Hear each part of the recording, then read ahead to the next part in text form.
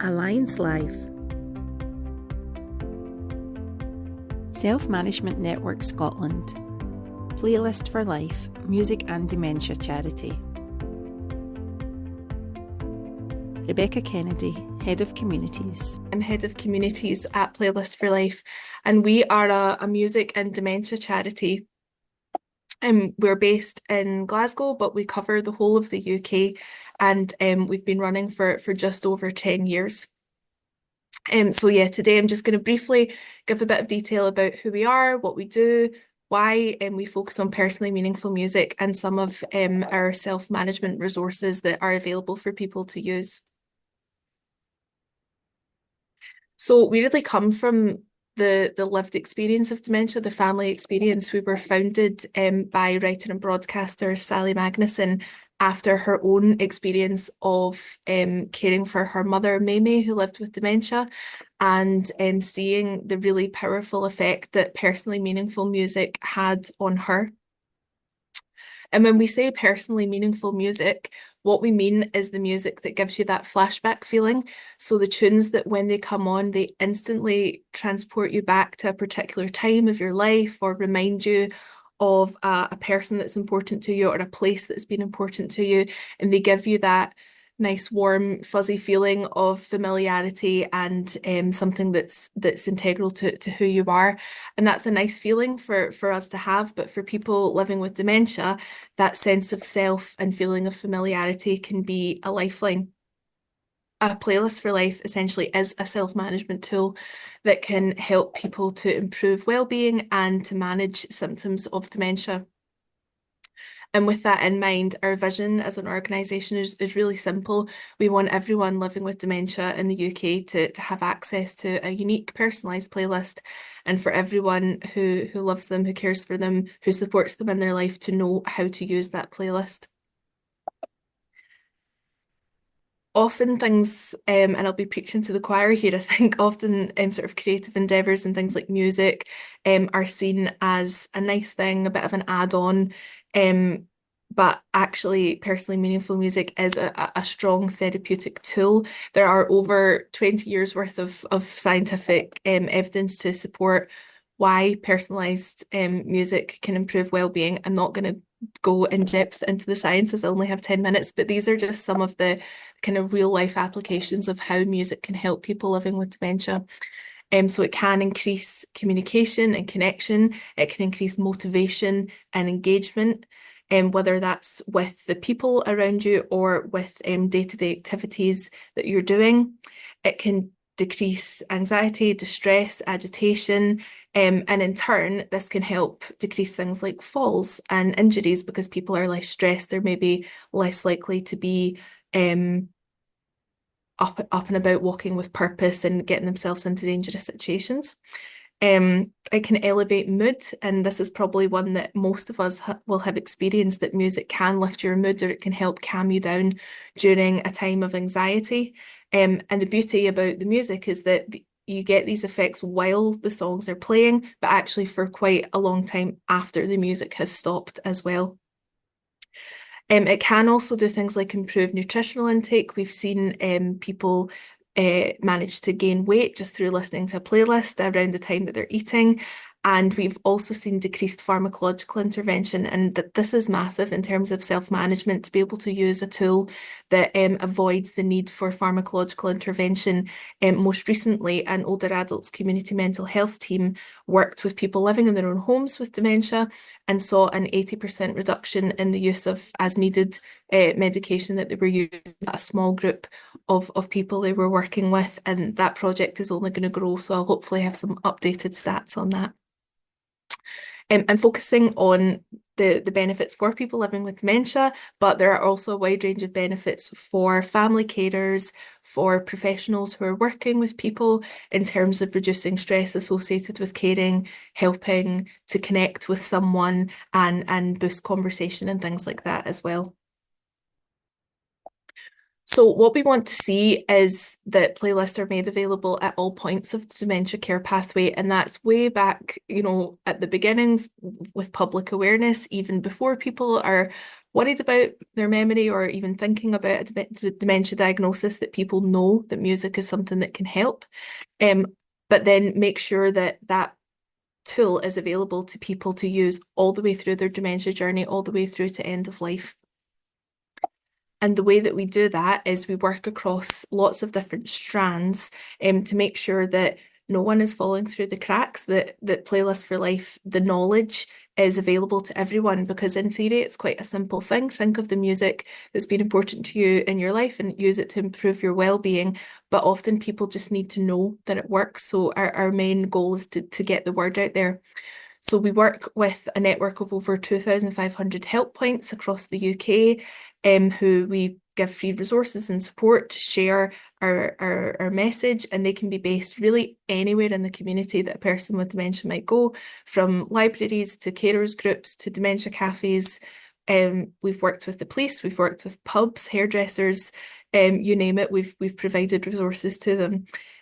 We also train health and social care professionals to make sure that if someone has a playlist, that they're able to use it in the care setting that they might be in, and also if someone doesn't have a playlist, to build one. We also raise awareness through campaigns and influencing policy and practice. And we do a lot of work directly to people with lived experience as well, through webinars, providing free resources, and music labs as well, where we actually bring people together to improve our resources and make sure that we're always, again, speaking from the voice of lived experience. So just to go over some of the tools that we have available for people, and these are things that are accessible to anyone here today, either to use yourself or to share with anyone that might benefit. We offer a free quarterly webinar, which is available to people living with dementia or family carers, and that's run by a volunteer with lived experience, and it's for people who want a bit more detail about why music helps and how to get started on a playlist. We also offer free music detective skills and resources, which is really just encouraging people to find the right music for their playlist, because quite often when you say to someone, think of all the music that's been important to you in your life, the first thing that happens is your mind goes blank and you can't think of any songs you've ever heard. So these resources allow people to work through and find the music that has the most personal memory associated. So things like music from your memory bump when you were between the ages of 10 to 30, because this is the time of our lives where the strongest memories are associated. Inheritance tracks, which is the music that's passed on to you by the people that you love and that will always bring back a memory of people who are important to you. And finally, identity tracks, which is the music associated with all the other parts of who we are, where you're from, the hobbies you have, if you have a faith, the communities that you're part of, because really building a playlist is about building back to your life. So any music that is related to who you are can feature on there, and these resources help people track that music down. We also have lots of resources to help people actually access that music. We have lots of ready-made playlists on Spotify, so that you can, if you know you want to hear music from the 60s, you can go on and find that music. You can find music associated with different genres, different places.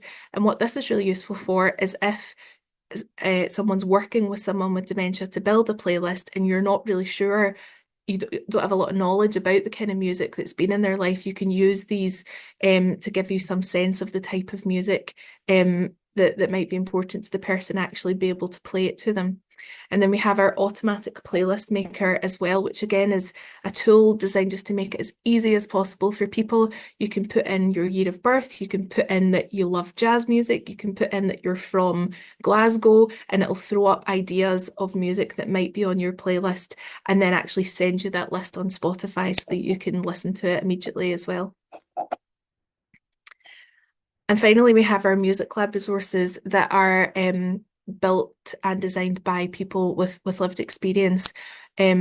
We have a lived experience panel who we work with, and these are just some of the examples where we've tested how smart speakers work for listening to music, how different MP3 players work, and we get people living with dementia to actually use these and then share their experience, because they're the experts, and it's much better for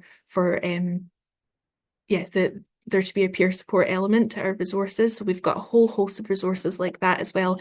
And one of the I should say that we've been lucky to be funded by the Self-Management Fund for the last 2 years.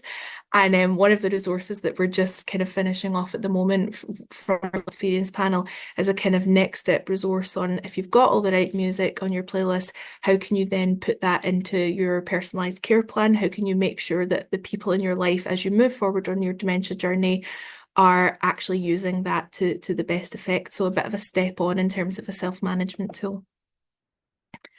And very briefly, I just wanted to touch a little bit on our policy work as well, because this has been a really incredible piece of work we've been able to do off the back of our self-management funding, where we've been able to bring people together and consult, share their experiences of lived experience with dementia and how music has helped, and take that all the way up to the Scottish Government dementia policy team.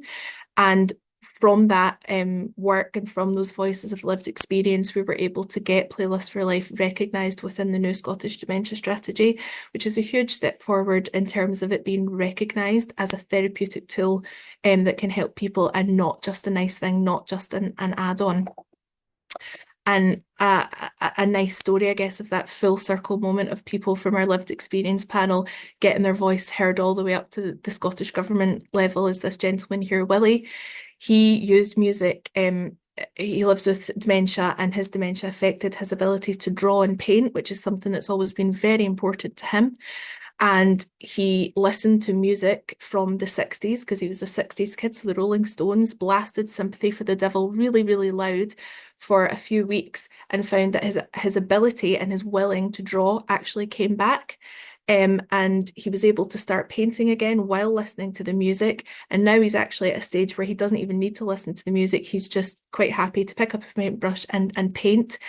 And his drawings, which you can see here, were actually featured on the cover of the Dementia Strategy.